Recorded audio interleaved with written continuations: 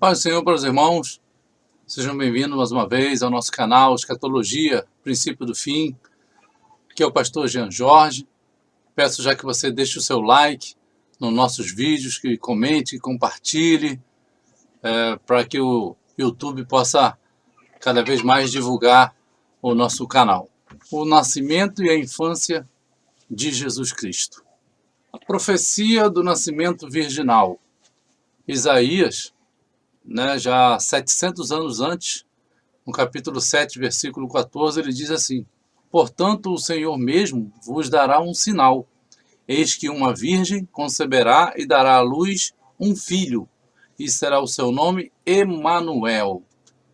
Assim, Deus já estava apontando como seria o nascimento do seu filho.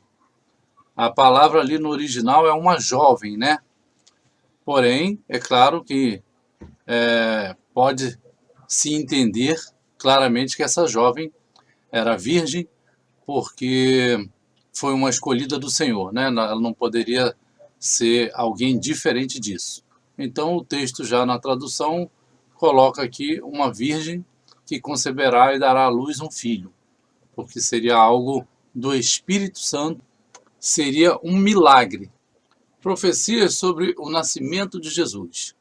Isaías 9, versículo 2 e também Isaías 9, versículo 6. Diz assim: o povo que andava em trevas viu uma grande luz, e sobre os que habitavam na região das sombras da morte resplandeceu a luz. Jesus nasceu e no seu ministério ele diz: eu sou a luz do mundo.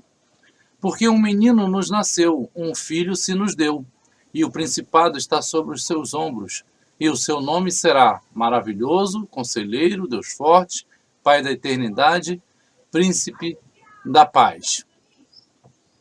Aqui, essa profecia diz que um menino nos nasceu, um filho se nos deu.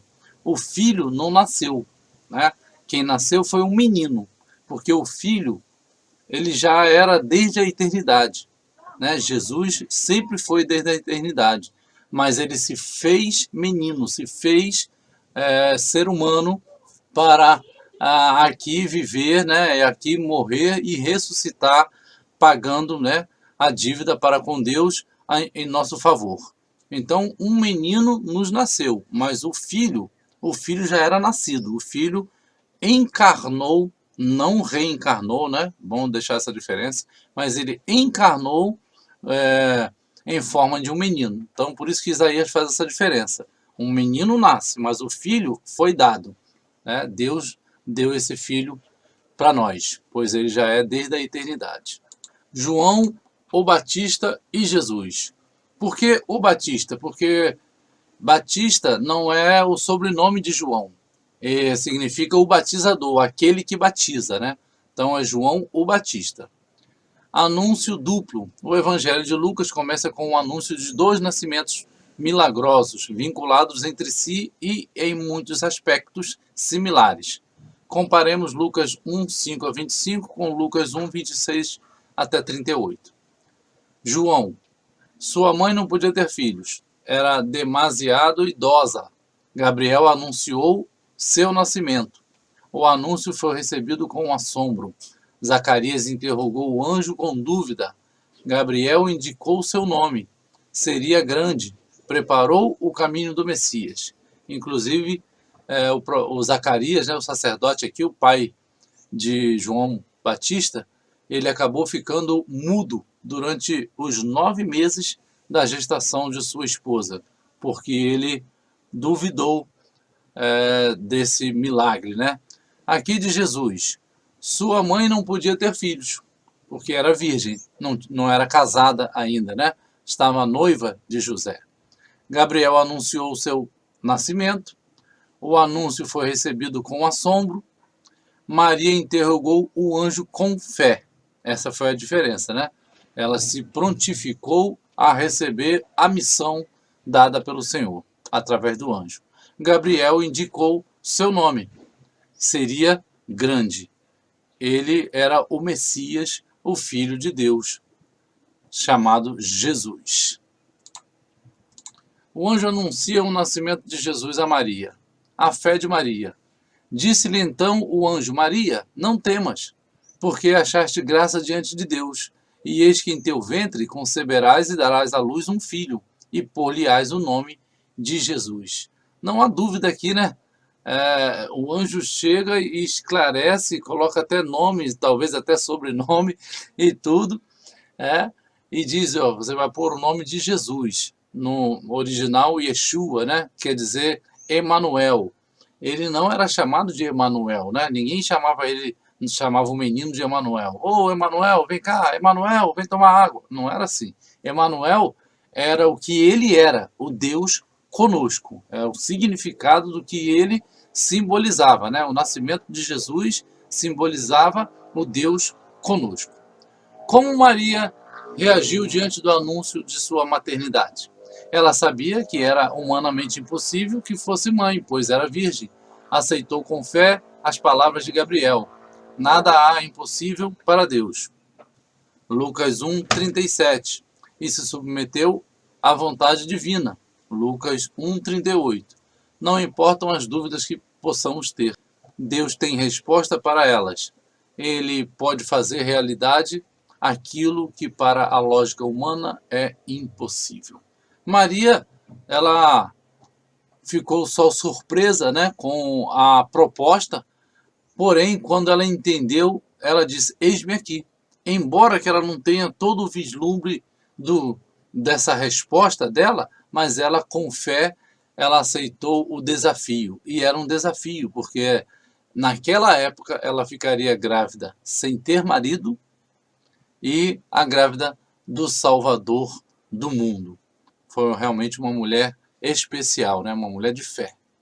E que às vezes nós evangélicos não damos o valor devido a ela por conta de sermos mal interpretados, digamos assim, né, por nossos irmãos mesmo evangélicos. É uma pena, porque falamos de Ruth, falamos de Débora, falamos de Ana, falamos de um monte de mulheres na Bíblia, mas evitamos às vezes falar de Maria. Falo de um modo geral, né? Porque eu estou sempre pregando sobre a fé de Maria, sobre a grande mulher que ela foi. Se assim não fosse, não teria sido escolhida, né, para ser a mãe do Salvador. Profecia de Miqueias e seu cumprimento em Lucas. Hoje vamos apresentar a profecia de Miqueias sobre o lugar do nascimento de Jesus. Profecia. E tu, Belém Efrata, posto que pequena entre os milhares de Judá, de ti me sairá o que governará em Israel, e cujas saídas são desde os tempos antigos, desde os dias da eternidade. Miqueias 5:2, aqui antes do nascimento. Aí já vem o Lucas e prova, né, essa profecia, o cumprimento dela. Aí diz, pois na cidade de Davi vos nasceu hoje o Salvador, que é Cristo Jesus. Lucas 2:11. Foi em Belém, né, onde Jesus nasceu. 3 a 4 dias de viagem e cerca de 150 quilômetros entre Nazaré e Belém. Nazaré era onde José e Maria moravam e Jesus teria que nascer em Belém. E vejam que as coisas acontecem para cumprir a profecia. Como aconteceu o cumprimento dessa profecia? E subiu também José da Galiléia, da cidade de Nazaré, à Judéia, a cidade de Davi, chamada Belém.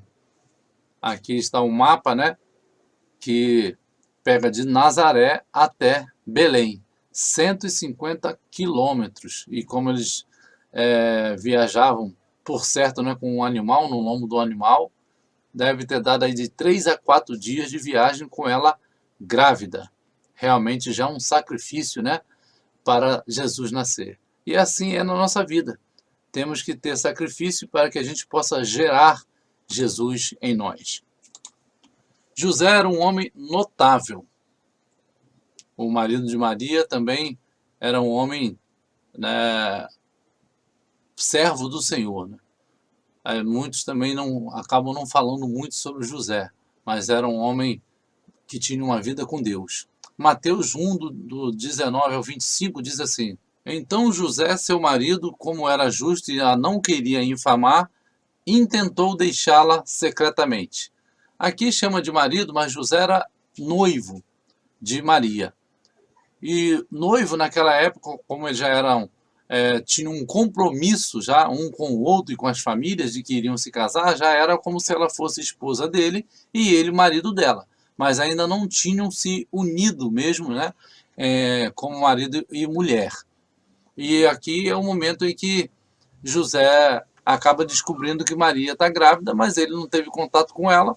Por certo, pensou que ela tinha tido algum relacionamento fora. Mas ele, como ele era justo, ele não queria que Maria ficasse com má fama. Ele a amava. Então ele tentou deixá-la secretamente. Por quê? Porque só ele poderia fazer uma acusação e ela seria apedrejada. Ele teria que fazer uma acusação de adultério, aí sim Maria seria julgada e apedrejada como uma adúltera. Então ele tenta deixá-la secretamente, mesmo pensando que ela o traiu.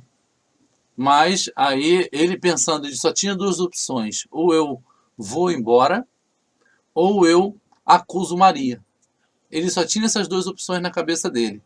Porém, Deus vem com uma terceira opção. Veja só. E projetando ele isso, eis que em sonho lhe apareceu o anjo do Senhor, dizendo: José, filho de Davi, não temas receber a Maria, tua mulher, porque o que nela está gerado é do Espírito Santo. E José, despertando do sono, fez como o anjo do Senhor lhe ordenara, e recebeu a sua mulher. E não a conheceu até que deu à luz seu filho, o primogênito, e pôs-lhe por nome Jesus. Então, só através de um anjo, né? Através do anjo do Senhor, é que José entendeu que esta não havia o traído, que Maria não o havia adulterado. Então, aqui ele só tinha duas opções, repetindo: ou deixo Maria, ou acuso Maria de adultério. E aí Deus vem e fala assim: não, toma ela como sua esposa. E aí explica. Às vezes nós só pensamos que temos duas opções, opções ruins a fazer, mas Deus tem sempre uma boa opção, mas você precisa acreditar nele e ir avante e enfrentar o mundo. José também enfrentou a sociedade da sua época, porque Deus não mandou um anjo explicar à sociedade que aquele bebê era do Espírito Santo. E mesmo que fizesse, muitos iam zombar disso. Para Deus bastava que José acreditasse e que Maria acreditasse. Então, às vezes, vai só bastar que você acredite em Deus. Deus não vai explicar sua situação para os demais. Você vai ter que enfrentar isso por Deus, por sua fé. E assim José voltou, aceitou Maria, tomou Maria como sua esposa e criou o filho Jesus como seu próprio filho. Local parecido com o do nascimento de Jesus. Maria foi levada por José a uma estrebaria e ali Jesus nasceu. A estrebaria é o local onde os animais eram colocados para passar a noite, para dormir, porque as estalagens estavam todas cheias, porque o censo que foi imposto pelo Império Romano fazia com que as pessoas fossem cada um para a sua cidade. Então muitas pessoas foram para a cidade de Belém, que eram de lá. E José, quando foi, talvez não tenha podido andar muito mais rápido, né? Porque Maria estava grávida, chegou lá, já estava cheio tudo. Então ele teve que achar um local não apropriado, digamos assim, né, para uma mulher grávida ficar, porém era apropriado porque é um significado, porque Jesus, que é o cordeiro que tira o pecado do mundo, estava ali nascendo num local onde os cordeiros eram colocados para dormir. Jesus nasceu, o nascimento de Jesus, e deu à luz o seu filho primogênito, e envolveu-o em panos e deitou-o numa manjedoura, porque não havia lugar para eles na estalagem. Lucas 2:7.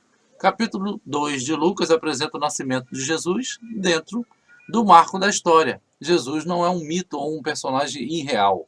é uma pessoa real que viveu num momento histórico concreto. Aqui no ano 8 a.C., Augusto César decretou um censo em todo o Império Romano. Aqui no outro quadro, o cumprimento desse censo requeria que cada um viajasse ao lugar de seu nascimento. José, em algum momento anterior a 4 a.C., desceu a Belém para ser registrado e levou consigo a Maria. Ali, Maria deu à luz a Jesus.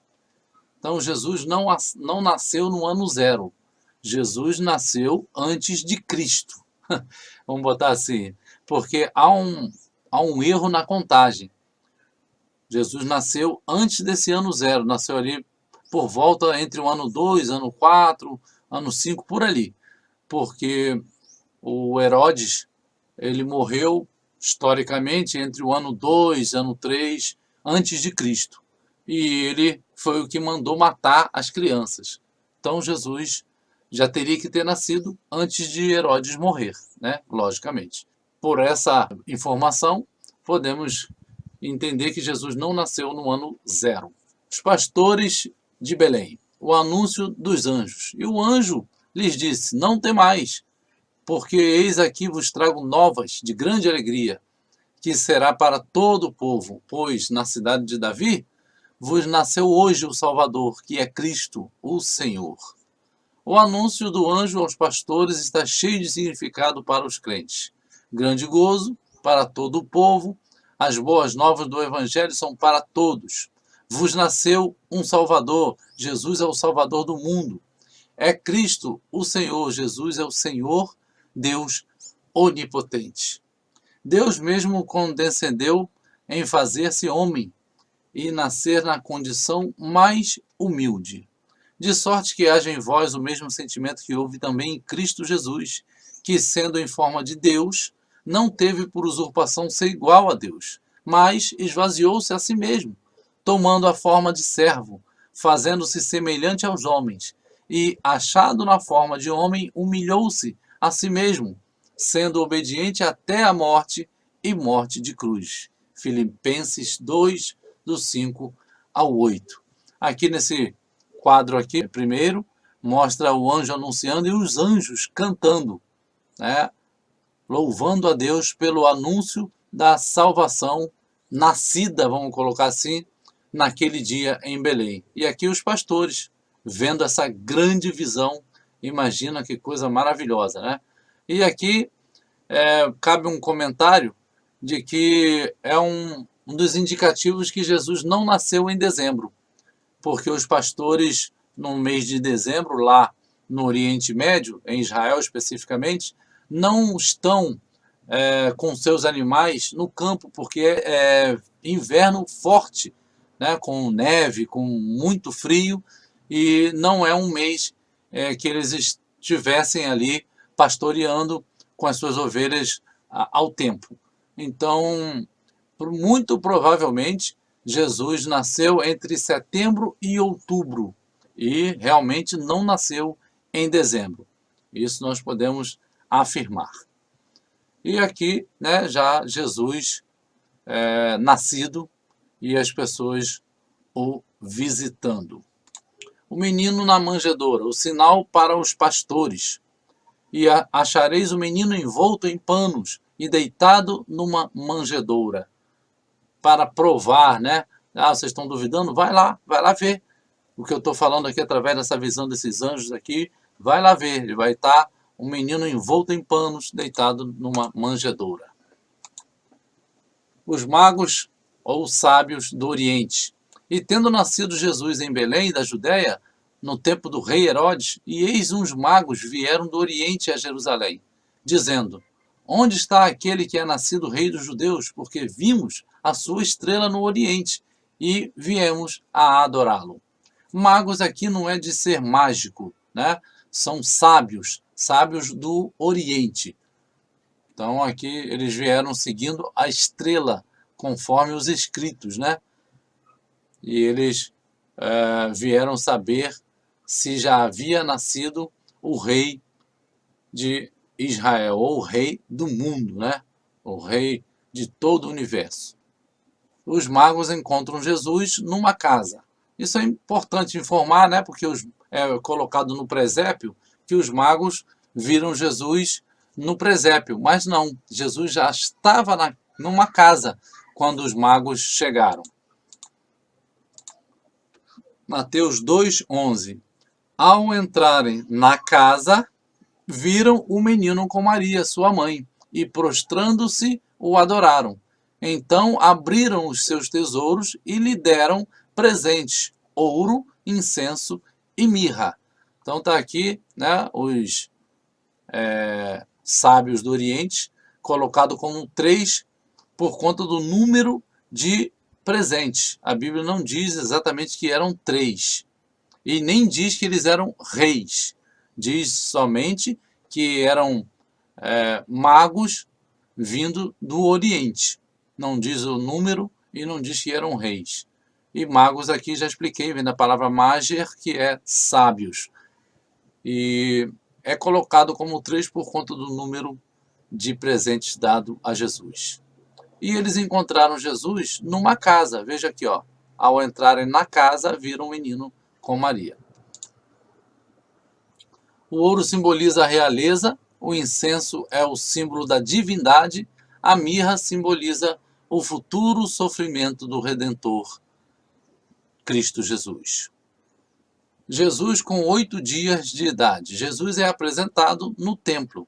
E quando os 8 dias foram cumpridos para circuncidar o menino, foi-lhe dado o nome de Jesus, que pelo anjo lhe fora posto antes de ser concebido. E cumprindo-se os dias da purificação dela, segundo a lei de Moisés, o levaram a Jerusalém para o apresentarem ao Senhor. Lucas 2, 21 e 22. Como fiéis devotos, José e Maria cumpriram as normas designadas pela lei de Moisés: circuncidar o menino aos 8 dias de seu nascimento, e ao 8º dia se circuncidará o menino. Levítico 12, 3. Está escrito na lei, né? Aos 40 dias de seu nascimento, apresentá-lo ao Senhor. Mas se em sua mão não houver recursos para um cordeiro, então tomará 2 rolas ou 2 pombinhos, um para o holocausto e o outro para a propiciação do pecado. Assim o sacerdote por ela fará expiação e será limpa. Levítico 12, 8. Por isso que José, que tinha poucas posses, levou, né, 2 pombinhos para o templo. Jesus nos braços de Simeão. A profecia de Simeão. Agora, Senhor, despedes em paz o teu servo, segundo a tua palavra, pois já os meus olhos viram a tua salvação. No templo, Simeão tomou o menino nos braços e profetizou sobre ele. Em sua profecia se destacam várias verdades importantes. Lucas 2, 29 a 35. A salvação é em Jesus. Os meus olhos viram a tua salvação. A salvação vem de Deus, a qual preparou. A salvação é para todos, luz para a revelação aos gentios e glória de teu povo Israel. A salvação exige uma decisão. Está posto para a queda e para levantamento de muitos. A salvação passa pela cruz. Uma espada traspassará tua própria alma. Isso foi o que o Simeão falou aos pais do menino Jesus, estando com Jesus no colo. Herodes tenta matar o menino. E tendo eles se retirado, eis que o anjo do Senhor apareceu a José num sonho, dizendo: levanta-te e toma o menino e sua mãe e foge para o Egito, e demora-te lá até que eu diga, porque Herodes há de procurar o menino para o matar. Mateus 2, 13. A fuga para o Egito. E levantando-se ele, tomou o menino e sua mãe de noite e foi para o Egito, e esteve lá até a morte de Herodes, para que se cumprisse o que foi dito da parte do Senhor pelo profeta que diz: do Egito chamei o meu filho. É interessante aqui é que José não duvidava e nem demorava-se em fazer o cumprimento, né, daquilo que foi lhe dito. Ele, de madrugada mesmo, de noite mesmo, ele se levanta e vai fugir para o Egito. Ele ouviu o anjo falar e na hora, não ficou naquela, nós vamos esperar amanhecer porque andar durante o dia é melhor, não tem perigo, não tem isso. Não, ouviu a voz, ele rapidamente, Maria, levanta, pega o menino, amarra aí uma roupa e pega um suprimento e vamos embora. Então José é um exemplo para nós de cumprir rápido a palavra do Senhor. A profecia da fuga para o Egito. Quando Israel era menino, eu o amei, e do Egito chamei o meu filho. Oséias 11:1 já estava dizendo que Jesus estaria no Egito e ele seria chamado, né, de lá do Egito de volta. Muitos podem atribuir isso ao povo de Deus lá no Egito, mas realmente não quer dizer, porque é uma profecia para o futuro e o povo já teria sido liberto há muitos anos quando Oséias recebeu essa palavra. Herodes manda matar os meninos. Herodes o Grande, aqui Edom, né, hebraico, e Dumeia, já no latim. Mandou matar os meninos menores de 2 anos de idade. Ele comandava aqui, né, toda essa área aqui em Israel, e ele manda matar os meninos de 2 anos para baixo, porquanto ele entendeu através dos magos que haveria um rei nascido em Israel. Então ele, por inveja, mandou matar os inocentes. O massacre, chamado Massacre dos Inocentes. Muitas mães perderam seus filhos naqueles dias, né? Herodes o Grande. Deus avisa a José para voltar a Israel. Herodes Arquelau, primeiro sucessor, dizendo: levanta-te e toma o menino e sua mãe, e vai para a terra de Israel, porque já estão mortos os que procuravam a morte do menino. Ou seja, não era só um que estava morto, né? Tinha todo um governo, né, ali de general, de soldados, de um monte de governantes ali que estavam cumprindo essa ordem. Então aqui ele vai mais amplo na resposta, né? Porque já estão mortos os que procuravam a morte do menino. A família retorna a Israel. Herodes o Grande. Herodes Arquelau, o primeiro sucessor. Mateus 2, 20 a 23. Então ele se levantou e tomou o menino e sua mãe e foi para a terra de Israel. Mais uma vez, José toma logo a atitude rápida. Não importa o que estava fazendo no Egito, se estava sendo bem sucedido, se não estava, se estava no emprego, se não estava, se estava tendo vantagem lá ou não, ele simplesmente se levanta, toma o menino e volta. Isso é realmente da gente aprender mais uma coisa com José, pai ou padrasto, né, de Jesus. A família vai morar na região da Galileia. Ainda Herodes Arquelau, ainda com Mateus 2, 20 a 23. E ouvindo que Arquelau reinava na Judéia, em lugar de Herodes, seu pai, receou ir para lá, mas, avisado num sonho, por divina revelação, foi para as partes da Galileia. Veja que José tinha todo o direcionamento vindo de Deus. Deus falava com ele através de sonhos.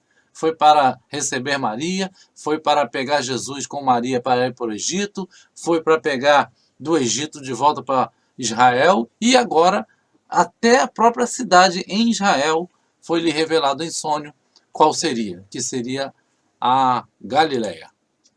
Foi morar na cidade de Nazaré. E chegou e habitou numa cidade chamada Nazaré, para que se cumprisse o que fora dito pelos profetas. Ele será chamado Nazareno. E aí, mais uma vez, se cumpre mais uma profecia na vida de Jesus. E aqui ele, com 12 anos de idade, eles tinham o costume de todo ano ir a Jerusalém, nas festas, e uma dessas, quando Jesus tinha 12 anos de idade, Jesus ficou em Jerusalém e não acompanhou a caravana de volta para a sua cidade de Nazaré. E aqui nesse versículo 46 de Lucas 2 vai dizer: e aconteceu que passados 3 dias em que Maria e José estavam buscando a Jesus, voltaram com a sua caravana e ficaram procurando Jesus na cidade, procurando todo lado, não achavam Jesus. E aqui vai dizer: e aconteceu que passados 3 dias o acharam no templo, assentado no meio dos doutores, ouvindo-os e interrogando-os. Então, às vezes, a gente perde Jesus pelo caminho, né? Mesmo sendo muito íntimos dele, como os pais, né? Eram Maria e José. Mesmo assim, se a gente distrair no meio da caminhada, a gente pode perder Jesus. Mas fique certo, não procure, não perca tempo, 3 dias, procurando Jesus em outros lugares. Vá ao templo. Vá ao templo. Vá, se faça a você mesmo o templo também, né? Hoje ainda podemos ir a um templo buscar Jesus, né? A uma igreja onde há culto, onde há irmãos ali congregando. Mas se você está num lugar onde você não pode fazer isso, você às vezes pode estar no Oriente Médio, não sei onde esse vídeo vai chegar, está em perseguição, você pode estar numa prisão, você pode estar num hospital acamado, e você não pode sair para ir a um templo, aí nessa exceção a Bíblia vai dizer, você é o templo do Espírito Santo. Então busque Jesus dentro de você, lá no seu íntimo, e você vai achar Jesus, porque Ele quer ser achado de cada um de nós. Deixemos Jesus nascer e crescer dentro de nós a cada dia. Então aqui é a infância de Jesus, o texto áureo é: e crescia Jesus em sabedoria e em estatura e em graça para com Deus e os homens. Lucas 2, 52. Então eu espero que os irmãos tenham entendido a profundidade, a importância do nascimento de Jesus para cada um de nós. Sem esse evento, nós estaremos perdidos. Sem Deus tomar essa decisão por esse amor tão grande por nós, nós estaremos perdidos. Então Jesus nasceu para que você tivesse vida. Jesus morreu para que você tivesse vida. Jesus ressuscitou para que você tivesse vida. Ele crescia em sabedoria, em estatura e em graça. Que você possa também crescer em sabedoria, em estatura diante de Deus para ser varão perfeito e em graça perante Deus e os homens. Não só perante Deus ou também nem só perante os homens, mas que a gente possa ser completo, né? A gente não pode estar olhando só para cima. Por isso que a cruz faz esse simbolismo. A cruz é um pilar para cima, que aponta para Deus, e um pilar transversal que aponta para os nossos irmãos. Que possamos crescer em graça para com Deus e com os homens. Amém? Que Deus abençoe, que Deus possa estar abençoando a sua vida e que Jesus possa nascer e crescer dentro de nós a cada dia. Paz a todos.